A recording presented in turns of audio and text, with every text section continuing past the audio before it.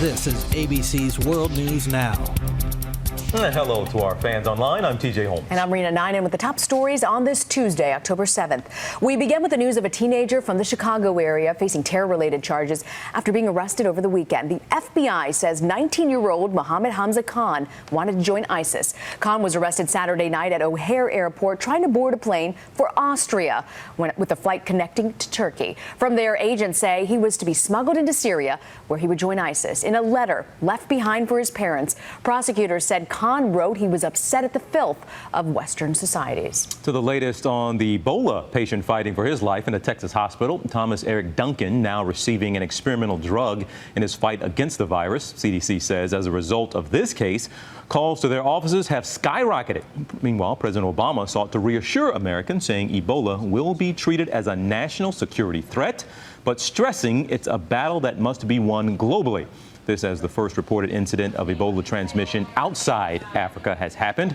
A Spanish nurse has tested positive for the virus. The Supreme Court may have just triggered the nation's most profound societal shift in a generation. The High Court yesterday rejected appeals from 5 states declining to decide whether Virginia, Oklahoma, Utah, Wisconsin, and Indiana can legally ban gay marriage. That now clears the way for a dramatic expansion of gay marriage, allowing gay men and women to marry in those states.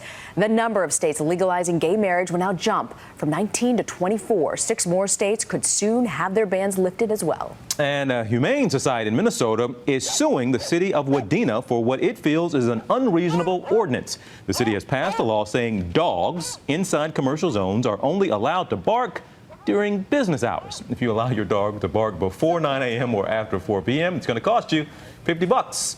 They're serious about it. People there have already been issued citations. The Wadena County Humane Society says it's inhumane to keep dogs indoors 17 hours a day, and they are now suing for $50,000 in damages. You can get more news anytime at abcnews.com. I'm TJ Holmes. And I'm Rena Ninen. Thanks for watching. This is ABC's World News Now, available anytime, anywhere you want it.